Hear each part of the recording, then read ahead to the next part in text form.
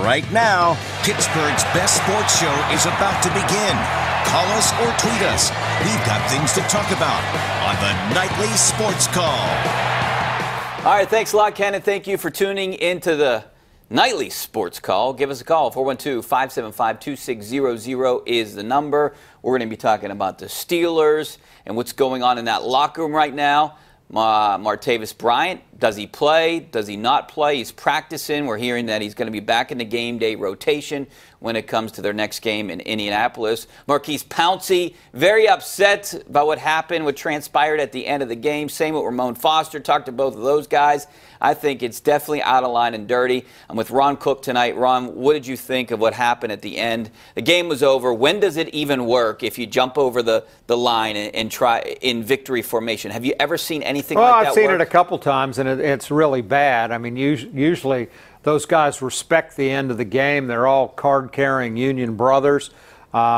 We've seen it happen in the past occasionally. I don't like it. What are you going to do? I remember when Greg Schiano's team did it, but has it ever worked? Have you ever seen it work? No, I haven't. Yeah, no. So you take a knee, and that's pretty much the end of the game. Yeah. Everybody respects you battle your butt off for 3 hours. The game was over. It should have been over. I get the frustration, but maybe use that frustration on the series before, not there at the end of the game. All right, so Martavis Bryant, the other maybe big subject, what's going on, because it's a relatively quiet bye week, which is a good thing for the Steelers. They're winning 3 straight. Things are going well for this team heading into a game that they should win that game too. So Martavis Bryant, does he play? I think he does, but do you think he should play in that game? I do. I think they need him a lot. Hopefully he comes back with a new attitude, a fresh start after being benched last week. I think they need him. I don't like the other receivers after Antonio Brown and Juju. We saw Eli Rogers drop an easy touchdown pass. Justin Hunter had 1 catch for 7 yards. I think they need Martavis, but only if his mind is right. And they got to convince him the better you play, the more money you're going to make down the road. They didn't trade him. They weren't going to trade him. There was no way that was going to happen. Hopefully he comes back and can contribute. I wrote about this in the PG tomorrow. I talked to Ben about it. Ben said, I'm not giving up on him. We need him. It helps when the quarterback is on your side. Yeah, and he's potentially now, Ron, the 5th option, 5th option on this team. So you still need 3 wide receivers, though. And how much better with him out there is that going to be for Juju and Antonio? Absolutely. And Le'Veon. But it comes down to him he's got to have his head on right. And I don't know if that's going to be the case. Do you think that can happen? I mean, do you think after what he's done so far, do you think he can sit there and say, maybe I need to change? What choices does he have? He doesn't have any. He doesn't. Now he doesn't have any. If he sulks, pouts, gets benched, it's not going to help him make money down the road. This is all about making money for him. He said that, what did he say? I want mines. Yes. He wants mines. And the only way he gets mines is by playing good.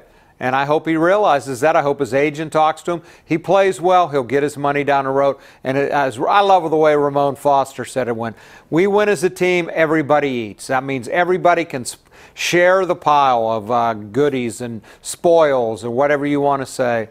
I hope he gets it because I think he can really help them. Yeah, Super Bowl champion team, everyone's going to get paid on that team. Everyone gets the acclaim and the money. Yeah, gets a contract from either the Steelers or another team.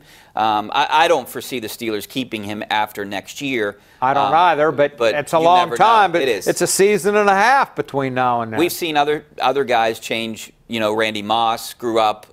Terrell Owens kind of grew up a little bit. I don't know about that. Yeah, well, I mean, so we could see. And, you know, maybe it'll happen. But, yeah, right now he's probably their 4th or 5th option. But he's a good option still. And when you look at this team, do you have them as the best team in the AFC right now?